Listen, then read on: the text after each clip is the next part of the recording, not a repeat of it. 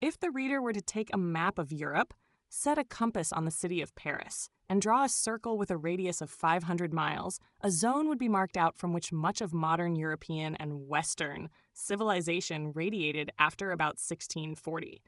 It was within this zone that a secular society, modern natural science, global capitalism, the modern state, parliamentary government, democratic ideas, machine industry, and much else either originated or received their first full expression over the following 250 years. The extreme western parts of Europe, Ireland, Portugal, and Spain, were somewhat outside the zone in which the most rapid changes occurred.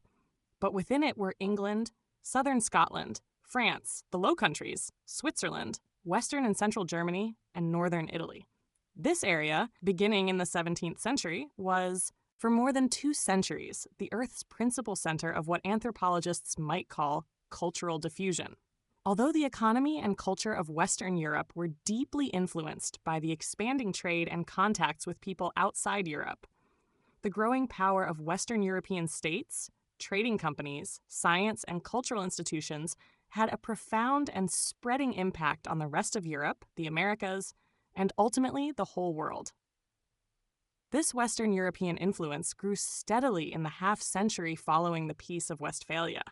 The fading out of the Italian Renaissance, the subsiding of religious wars, the ruin of the Holy Roman Empire, and the decline of Spain all cleared the stage on which the Dutch, English, and French were to become the principal political, economic, and cultural actors. But the Dutch were few in number, and the English during most of the 17th century were weakened by domestic discord. It was France that for a time played the most imposing role. The whole half-century of European history following the Peace of Westphalia is in fact often called the Age of Louis XIV. 153-17. The Grand Monarch and the 311 Balance of Power. This King of France inherited his throne in 1643 at the age of 5, assumed the personal direction of affairs in 1661 at the age of 23, and reigned for 72 years until his death in 1715. No one else in modern history has held so powerful a position for so long a time. Louis XIV was more than a figurehead. For over half a century during his whole adult life, he was the actual and working head of the French government. Inheriting the state institutions that Richelieu had developed earlier in the 17th century, he made France the strongest country in Europe. Using French money by bribes or other inducements, he built up pro-French groups in virtually every country, from England to Turkey. His policies and the counter-policies that others adopted against him, for he also provoked opposition throughout Europe, set the pace of public events, and his methods of government and administration, war and diplomacy, became a model for other rulers to copy. During this time, the French language, French thought and literature, French architecture and landscape gardens, and French styles in clothes, cooking, and etiquette became the accepted standard for Europe. Louis XIV was called by his fascinated admirers Louis the Great, the Grand Monarch, and the Sun King. Internationally, the consuming political question of the last decades of the 17th century, at least in Western Europe, Eastern Europe we reserve for the next chapter, was the fate of the still vast possessions of the Spanish crown. Spain was drifting into a condition that 19th century Western Europeans would later ascribe to Turkey, the sick man of Europe. To its social and economic decline was added the hereditary physical deterioration of its rulers. In 1665, the Spanish throne was inherited by Charles II, an incompetent ruler afflicted by many ills of mind and body, impotent, mentally deficient, the pitiable product of generations of intermarriage among various branches of the extended Habsburg family. His rule was irresolute and feeble. It was known from the moment of his accession that he could have no children, and that the Spanish branch of the Habsburg family would die out with his death. The whole future not only of Spain, but also of the Spanish Netherlands, the Spanish holdings in Italy, and all Spanish America was therefore in 312 question. Charles II dragged out his miserable days until 1700, the object of jealousy and outright assault during his lifetime, and precipitating a new European war by his death. The weakness of Spain, Louis XIV, who in his youth married a sister of Charles II, intended to benefit from the debility of his royal brother-in-law. His expansionist policies followed two main lines. One was to push the French borders eastward to the Rhine, annexing the Spanish Netherlands, which later became Belgium, and the Franche-Comté or Free County of Burgundy, a French-speaking region lying between Ducal Burgundy and Switzerland. See maps, pp. 148 to 149, 155. Such policies along France's eastern frontier involved the further dismemberment of the Holy Roman Empire. The other line of Louis XIV's ambitions, increasingly clear as time went on, was his hope of obtaining the entire Spanish inheritance for himself. By combining the resources of France and Spain, he would make France supreme in Europe, in America, and on the sea. To promote these ends, Louis XIV intrigued with the smaller and middle-sized powers of Europe, and also contacted dissidents, i.e. potential allies, in all the countries whose governments opposed him. The ambitions of Louis XIV. If Louis XIV had achieved his aims, he would have created the universal monarchy, dreaded by diplomats, that is to say, a political situation in which one state might 154 subordinate all others to its will. The technique used against universal monarchy was the balance of power. Universal monarchy had formerly been almost achieved in Europe by the Austro-Spanish Habsburgs. The Habsburg supremacy had been blocked mainly by a balance of power headed by France, for which the 30 Years' War and the Peace of 313 Westphalia were the outstanding triumphs. Now, in the later 17th century, the danger of universal monarchy came from France, and it was against France that the balance of power was directed. The expansion of France, 1661 to 1713. The map shows how the foreign policy and wars of King Louis XIV gradually extended France's borders toward the east and northeast, bringing the Franche-Comté and new lands in both Alsace and Lorraine under French control.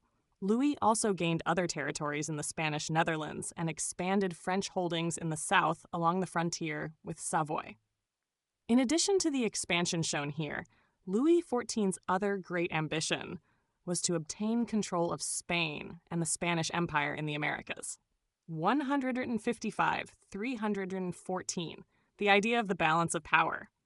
The aim of statesmen pursuing policies of balance of power in the 17th and 18th centuries was generally to preserve their own independence of action to the utmost.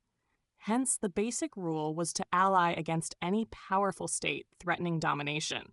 If one state seemed to dictate too much, others would shun alliance with it unless they were willing, from ideological sympathy or other reasons, to become its puppets. They would seek alliance with the other weaker states instead. They would thus create a balance or counterweight, or restore the balance, against the state whose ascendancy they feared. Another more subtle reason for preferring alliance with the weak rather than with the strong was that in such an alliance, the leaders of each state could believe their own contribution to be necessary and valued, and by threatening to withdraw their support, could win consideration of their own interests. Indeed, the balance of power may be defined as a system in which each state tends to throw its weight where it is most needed so that its own importance may be enhanced. Motives for alliances. The purpose of balance of power politics was not to preserve peace, but to preserve the sovereignty and independence of the states of Europe, or the liberties of Europe, as they were called, against potential aggressors. The system was effective as a means to protect most sovereign governments in the 17th and 18th centuries. Combinations were intricate, and alliances were readily made and unmade to deal with emerging situations.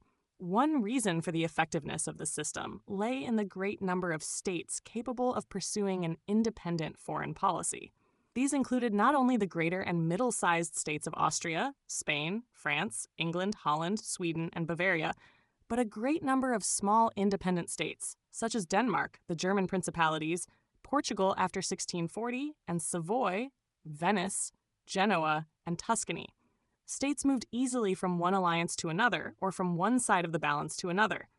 They were held back by no ideologies or 315 historic sympathies, especially after the religious wars subsided, but could freely choose or reject allies, aiming only to protect their own independence or enlarge their own interests.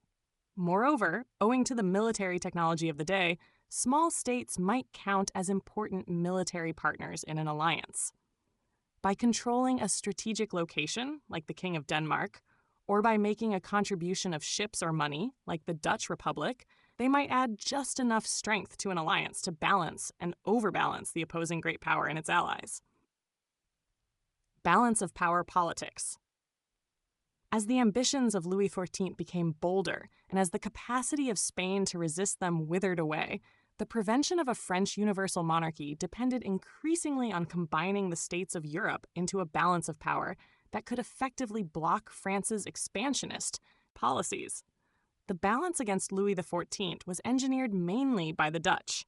The most tireless of his enemies, and the one who did more than any other to checkmate him, was the Dutchman William III, the Prince of Orange, who in his later years was King of England and Scotland as well. Beginning with a survey of the influential Dutch role in 17th century global affairs, we shall examine the leading Western European powers of the era.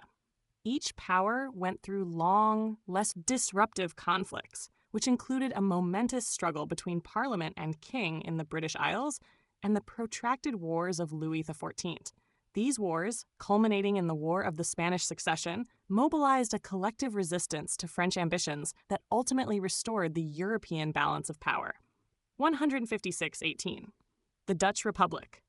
Dutch culture and government 316, the ambassadors of kings, strolling beside a canal at The Hague, might on occasion observe a number of burghers in plain black garments step out of a boat onto a well-maintained Dutch lawn, and they would recognize in these serious, black-clad figures the provincial delegates of the Estates General of the United Provinces, as the Dutch government was known in the diplomatic language of the day.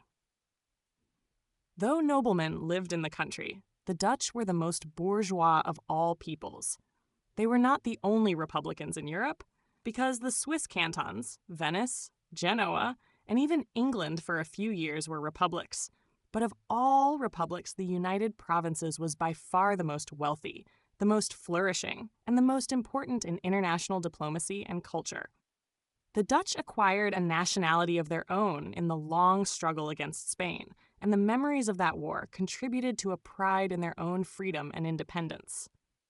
In the later phases of the war with Spain, notably during the 30 Years' War, they were able to rely more on their wealth and diplomacy than on actual fighting, so that during the whole 17th century, they enjoyed a degree of comfort and of intellectual, artistic, and commercial achievement unexcelled in Europe. The classic Dutch poets and dramatists wrote at this time, making a literary language of what had formerly been a dialect of Low German. Hugo Grotius produced, in his Law of War and Peace, 1625, a pioneering treatise on international law. Baruch Spinoza, 1632 to 1677, who grew up in family of refugee Portuguese Jews in Amsterdam, quietly turned out works of philosophy, examining the nature of material reality, of God, of human ethics, and religious institutions. Spinoza questioned inherited religious beliefs, but he made his living by grinding lenses. There were many other lens grinders in Holland. Some of them developed the microscope, and some of these, in turn, Leeuwenhoek, Swammerdam, and others, peering through their microscopes and beholding for the first time the world of microscopic life, became founders of modern biological science. The greatest Dutch scientist was Christian Huygens, 1629-1695, who worked mainly in physics and mathematics. He improved the telescope, a Dutch invention, made clocks move with pendulums, discovered the rings of Saturn, and launched the wave theory of light. A 317 less famous writer, Balthasar Bekker, in his World Bewitched, 1691, delivered a decisive blow against the expiring superstition of witchcraft. Meanwhile, the extraordinarily learned scholar and artist Anna Maria van Sherman, 1607 to 1678, developed an important 17th century argument for the education of women in her influential treatise, The Learned Maid, or Whether a Maid May Be Called a Scholar, 1638. Dutch achievements.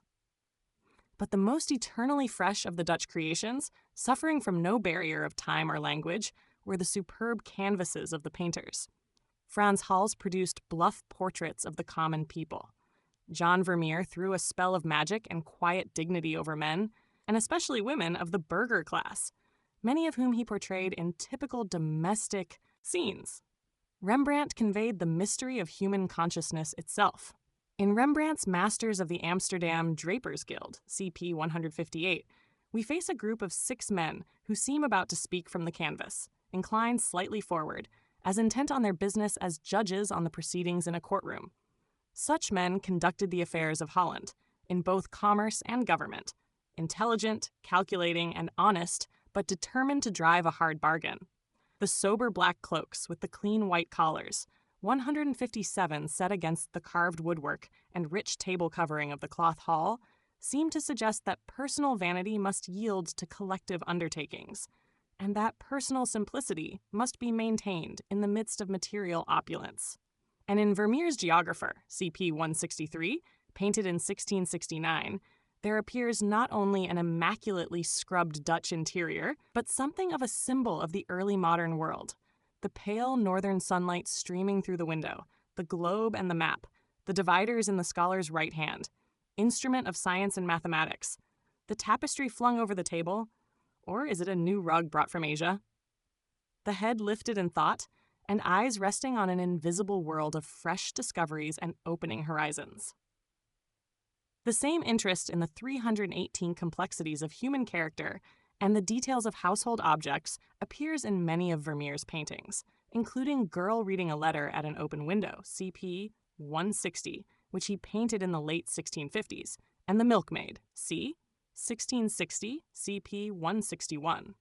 Like other Dutch artists in this era, Vermeer discovered and portrayed the aesthetic pleasures in the common experiences of daily life.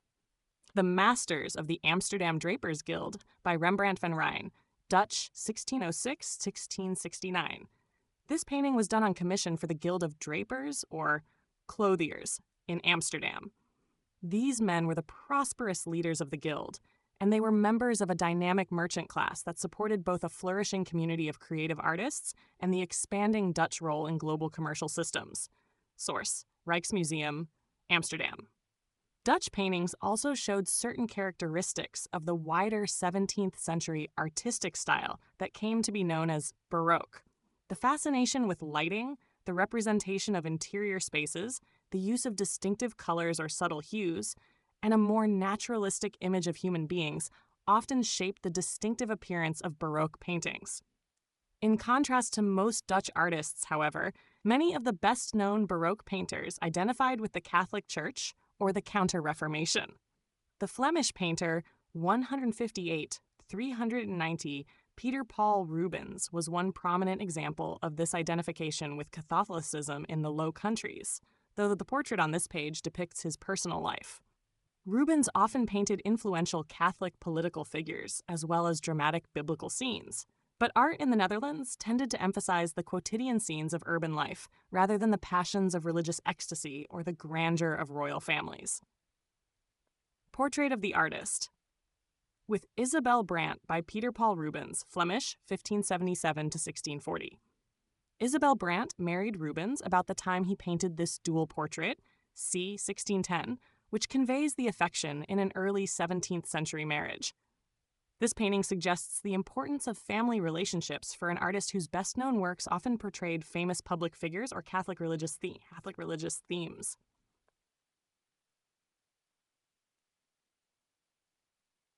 In religion, after initial disputes, the Dutch Republic adopted toleration. Early in the 17th century, the Dutch Calvinists divided. One group favored a modification of Calvinism, with a toning down of the doctrine of absolute predestination. This more moderate Calvinism drew its main support from the comfortable burghers and its doctrines from a theologian of Leyden 320159 named Arminius, whose ideas were condemned at an international Calvinist synod in 1618. But beginning in 1632, the Arminians were tolerated. Rights were granted to the large Catholic minority. Jews had long been welcomed in the Republic, and Christian sects despised everywhere else, such as the Mennonites, found a refuge in Dutch towns. Although none of these people had as many political or economic rights as the Calvinists, the resulting mixture stimulated both the intellectual life and the commercial enterprise of the country. Religious toleration.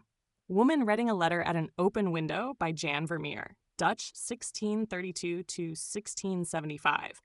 Vermeer's characteristic interest in the mysteries of human character, the subtle shades of light, and the complex folds of a curtain appear in this painting of a young woman who seems to have received a disconcerting message or perhaps long-anticipated news from afar. 321, Heritage Images, Getty Images. 160, The Milkmaid by Jan Vermeer, Dutch 1632 to 1675. This portrayal of a woman pouring milk and preparing food at a table shows Vermeer's fascination with the activities of daily life, which he represented with remarkable attention to details, respect for the humanity of the working woman, and the simplicity of a well-lighted Dutch room. Source: Johannes Vermeer, Rijksmuseum, Amsterdam.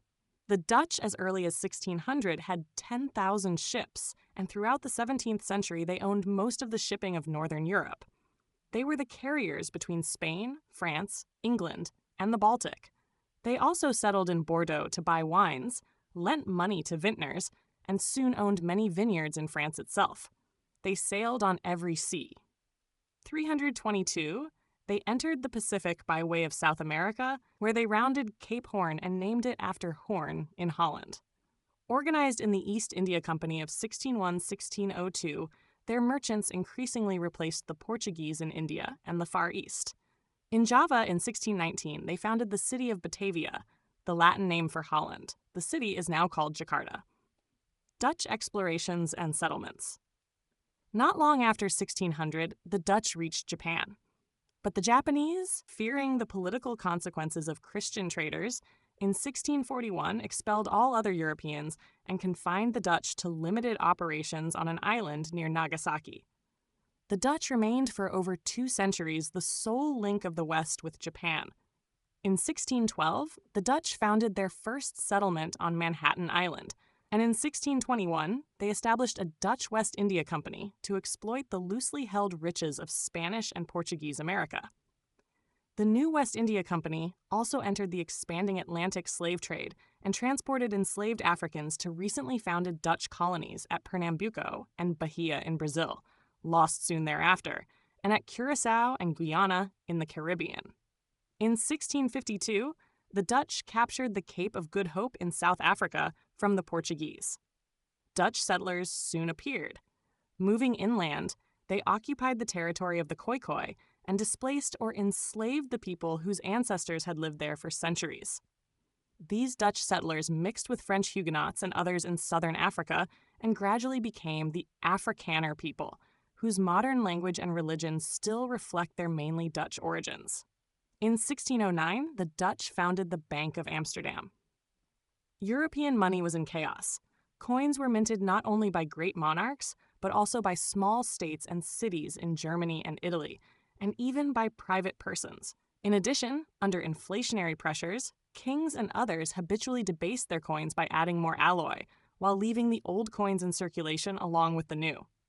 Anyone handling money thus accumulated 323A miscellany of uncertain value.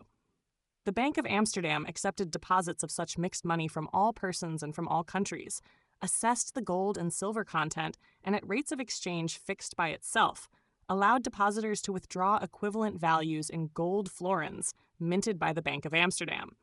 These were of known and unchanging weight and purity. They thus became an internationally sought money, an international measure of value, acceptable everywhere. Depositors were also allowed to draw checks against their accounts. These conveniences, plus a safety of deposits guaranteed by the Dutch government, attracted capital from all quarters and made possible loans for a wide range of purposes. Amsterdam remained the financial center of Europe until the French Revolution. The Bank of Amsterdam within a Britisho. Under their Republican government, the Dutch enjoyed great freedom. But it can hardly be said that their government met all the requirements of a modern democratic state. The 7 provinces that sent representatives to the Estates General of the United Provinces were all jealous of their own independence. Each province had, as its executive, an elected stadtholder, but there was no stadtholder for the United Provinces as a whole. This difficulty was overcome by the fact that most of the various provinces usually elected the head of the House of Orange as their own stadtholder. This family had enjoyed exceptional prestige in the Republic since the days of William the Silent and the wars for independence. But the Prince of Orange, apart from being stadholder, was simply one of the traditional noblemen of the country. In general, however, the commercial class had more wealth than the older noble families, and affairs were usually managed by the burghers. Politics in the Dutch Republic was a seesaw between the burghers, pacifistic and absorbed with business, and the princes of Orange, to whom the country owed most of the 162th and 324, its military security. When foreigners threatened invasion, the power of the stadholder increased. When all was calm, the stadholder could do little. The Peace of Westphalia produced a mood of confidence in the burghers, followed by a constitutional crisis, in the course of which the stadholder William II died in 1650. No new stadholder was elected for 22 years. The burgher, civilian, and decentralizing tendencies prevailed. The Geographer by Jan Vermeer, Dutch, 1632 to 1675. The impact on Europe of the opening of the Atlantic may be seen in this painting. For the first time in human history, it had become possible to understand with some accuracy the relationships of the oceans and continents around the globe. The Dutch built up a large ocean-going trade, and many of the leading cartographers lived in the Netherlands. DEA Picture Library, Getty Images. 325, in 1650, 8 days after his father's death, the third William was born in the House of Orange, seemingly fated never to be stadholder and to pass his life as a private nobleman on his own estates. William III grew up to be a grave and reserved young man, small and rather stocky, with a determined spirit. He learned to speak Dutch, German, English, and French with equal facility, and to understand Italian, Spanish, and Latin. He observed the requirements of his religion, which was Dutch Calvinism, with sober regularity. He had a strong dislike for everything magnificent or pompous. He lived plainly, hated flattery, and took no pleasure in social conversation. In these respects, he was the opposite of his lifelong enemy, the Sun King, whom he resembled only in his diligent preoccupation with affairs. In 1677, William married the King of England's niece, Mary Stuart. William of Orange, foreign affairs. Conflict with the English and French. Meanwhile, matters were not going favorably for the Dutch Republic. In 1651, the revolutionary government then ruling England passed a Navigation Act. This act may be considered the first of a long series of political measures by which the British began to build their colonial empire. It was aimed against the Dutch carrying trade. It provided that goods imported into England and its dependencies must be transported on English ships or on ships belonging to the country exporting the goods. Because the Dutch were too small a people to be great producers and exporters themselves, and lived largely by carrying the goods of others, they saw in the new English policy a threat to their economic existence.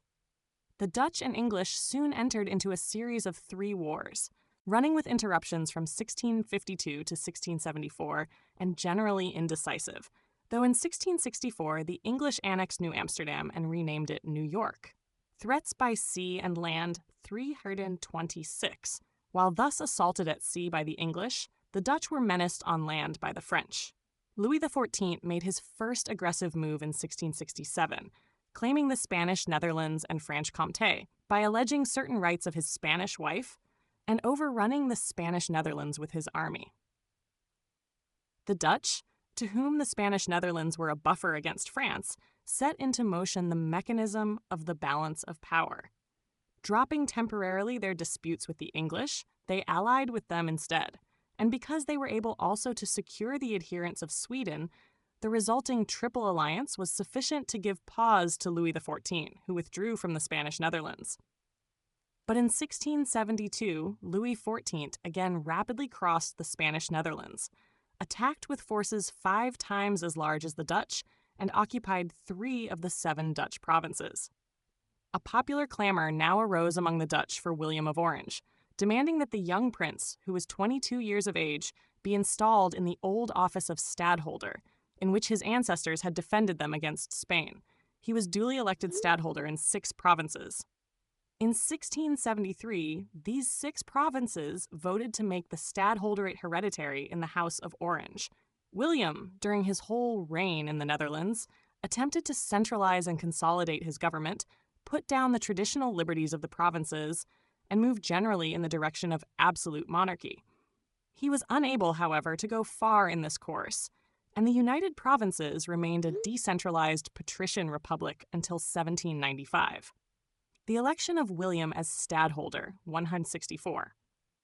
Meanwhile, to stave off the immediate menace of Louis XIV, William resorted to a new manipulation of the balance of power. He formed an alliance this time with the minor powers of Denmark and Brandenburg, the small German state around Berlin, and with the Austrian and Spanish Habsburgs. Nothing could indicate more clearly the new European concern about the balance of power than this coming over of 327 the Dutch to the Habsburg side. This alliance presented a forceful new challenge to Louis XIV and pushed him into negotiations that ended this phase of his expansionist wars.